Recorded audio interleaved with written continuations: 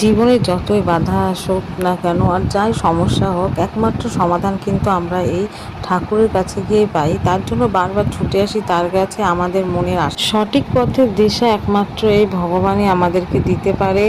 আমার এই জীবনে যত সমস্যাই হোক না কেন আমি বারবার ছুটে আসি। আর আমার সাথে এখানে অনেকেই এসেছিল ভাদ্র মাসের শেষ শনিবার তার বড় ঠাকুরের পুজো দেওয়ার জন্য। পাড়ার মন্দিরে খুবই ভিড় হয়েছিল।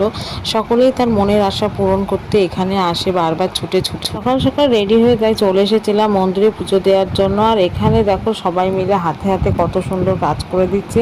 ছোট্ট একটা মালা গেঁথেছিলাম আমি, এর গলায় পরানো হয়েছিল। আর এদিকে আম্রপল্লব দিয়ে কি সুন্দর সিঁদুর দিয়ে সুন্দরভাবে সাজাচ্ছিল। আর এদিকে দেখতে দেখতে আমাদের পুজো প্রায় শেষ হতে 5:30 বেজে গেছিলো। আর পুজো দিয়ে যজ্ঞ করলো। পরে এখানে আমরা ধূপকাঠি আর মোমবাতি ধরিয়ে নিচ্ছিলাম। আর মোমবাতি আর ধূপকাঠি দিয়ে আমরা ঠাকুরকে একটু আরতি করে নিলাম। যাই হোক, যে যার মনের আশা যাতে পূরণ হয় সেই কামনাই করছিল। তারপরে পুজো শেষে বড় ঠাকুরের পুজোয় সবচেয়ে বড় আকর্ষণীয় হলো এই শিন্নি কারা কারা।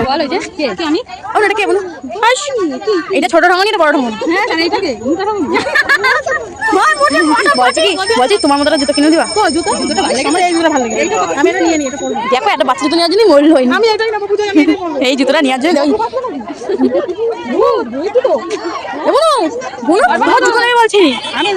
তোমার জুতো নেবে বলছে, কিছু বলো। এই জুতোটার নাম ভূত জুতো।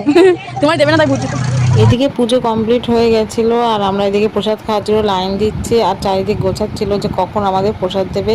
শরীর আর কিছুতেই চলছিল না। টাটা এইভাবে। চিন্নি তোমরা কে কে খেতে ভালোবাসো কমেন্ট করে জানি।